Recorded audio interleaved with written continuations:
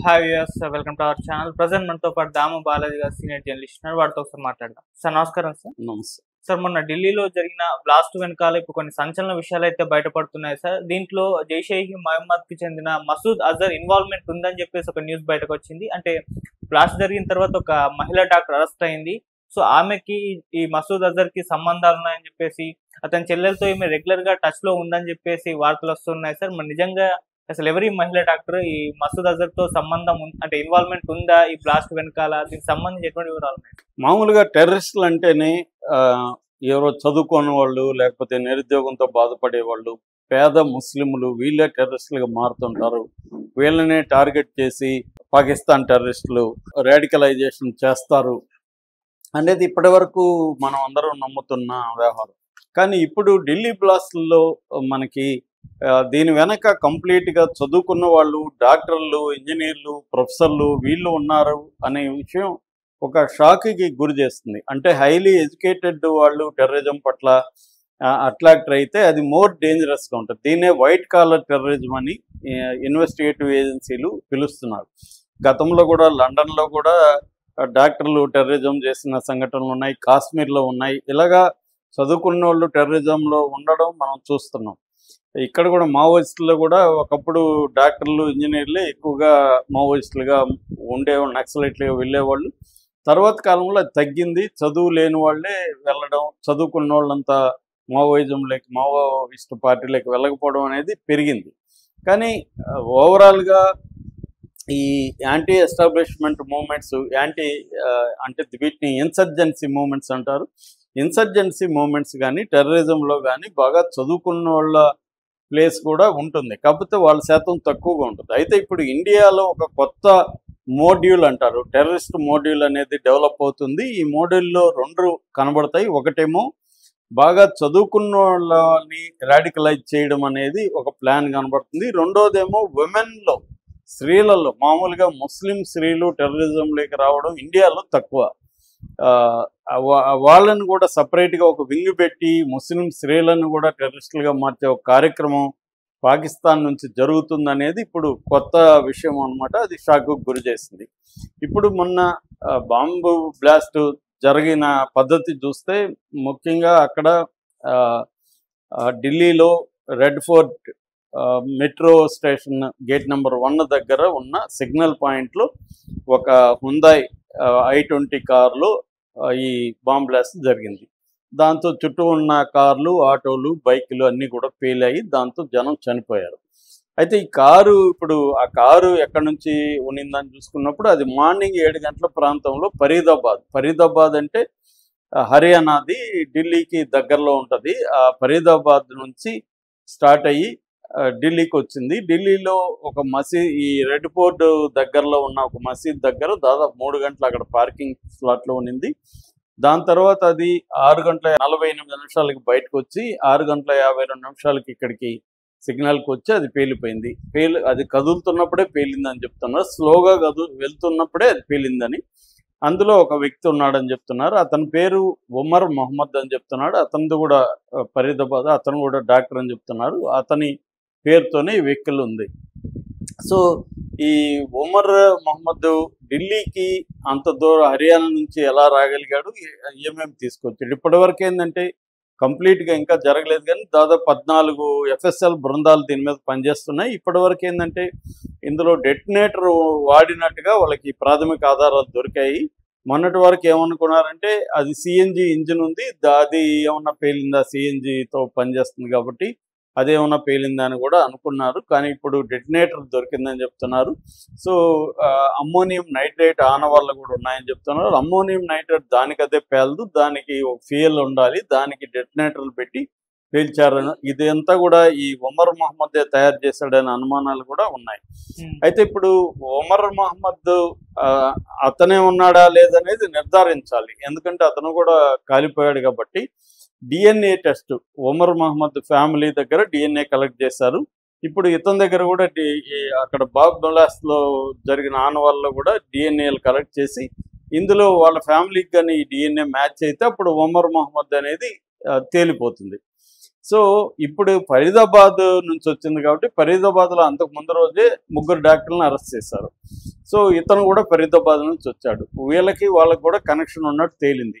అక్కడ కూడా ammonium nitrate ఒక 350 కేజీలు వాళ్ళ దగ్గర దొరికింది. ఓవరాల్గా 2900 కేజీల పేలుడు పదార్థాలు దొరికాయి. AK-47 దొరికాయి, టైమర్ బాంబుల్స్ దొరికాయి, డెటినేటర్లు ఇవన్నీ దొరికాయి వాళ్ళ దగ్గర.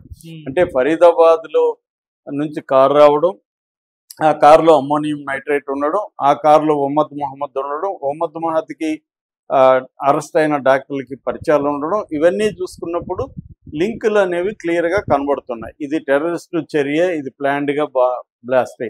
కాకపోతే అతను చనిపోయేదానికి బాంబ్ బ్లాస్ట్ చేశాడా, లేకపోతే అతని కంగారులో పొరపాటున ఏమైనా జరిగిందా యాక్సిడెంట్గా అనేది ఇంకా డౌట్లు అయితే క్లియర్గా ఉంది. ఇప్పుడు ఇంకొక వార్త సంచలనం రేకెత్తించే వార్త ఏంటంటే ఉమెన్ డాక్టర్ అరెస్ట్ అవ్వడం. ఈ ఉమెన్ డాక్టర్ ఎలా అరెస్ట్ అయిందంటే October 19న శ్రీనగర్లో నౌగమ్ అనే ఏరియాలో పోస్టర్లు వేశారు. ఈ జైషే మహమ్మద్కి సంబంధించిన పోస్టర్లు. ఆ పోస్టర్లు వేసింది ఎవరు అని చెప్పి CCTVలో చూసి పట్టుకున్నారు. పట్టుకొని వాళ్ళని ఇంట్రాగేట్ చేస్తే వాళ్ళు ఈ డాక్టర్ల పేర్లు చెప్పారు. ఈ డాక్టర్ని డాక్టర్ మంజుమల్ అహ్మద్ గనయ్ అండ్ ఉమర్ వనాబీ అనే ఇద్దరిని అరెస్ట్ చేశారు. వీళ్ళిద్దరు కూడా అల్ ఫతాహ్ యూనివర్సిటీలో ప్రొఫెసర్లుగా ఉంటున్నారు, డాక్టర్లుగా పనిచేస్తున్నారు. సో వీళ్ళ ద్వారా ఈ డాక్టర్ షాహీన్ షమీన్ అనే ఆవిడ్ని లక్నోలో పట్టుకున్నారు.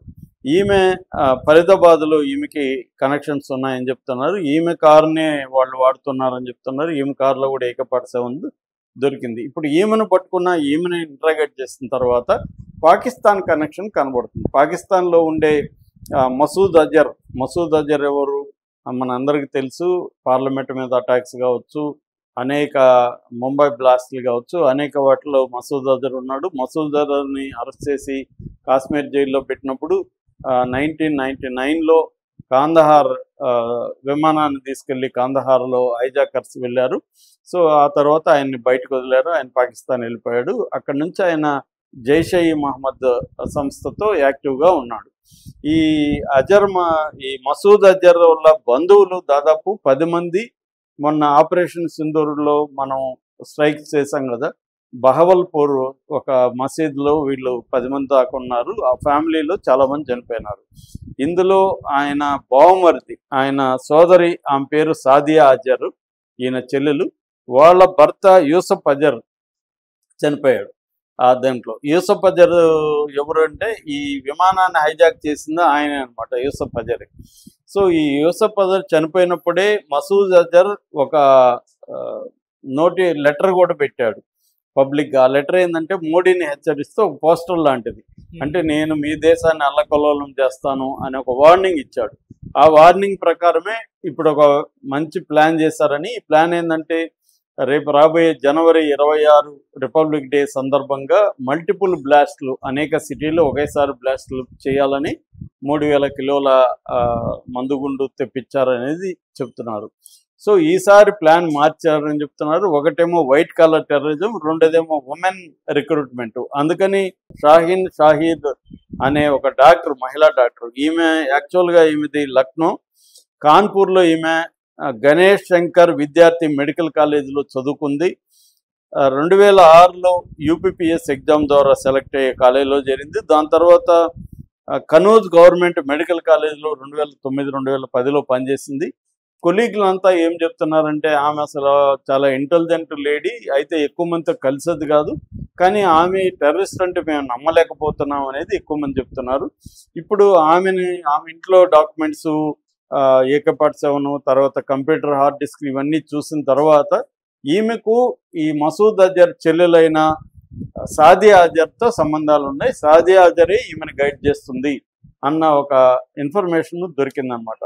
అంటే డైరెక్ట్గా మసూద్ అజర్ ఫ్యామిలీ నుంచే లింకులు కనబడుతున్నాయి. సాదియా అజర్ ద్వారా ఈమె కొన్ని రకాల సోషల్ మీడియా ద్వారా కాంటాక్ట్లు జరుగుతున్నాయి. ఫోన్లు అవన్నీ వాడట్లేదు, సోషల్ మీడియా యాప్స్ ద్వారానే చేస్తున్నారు.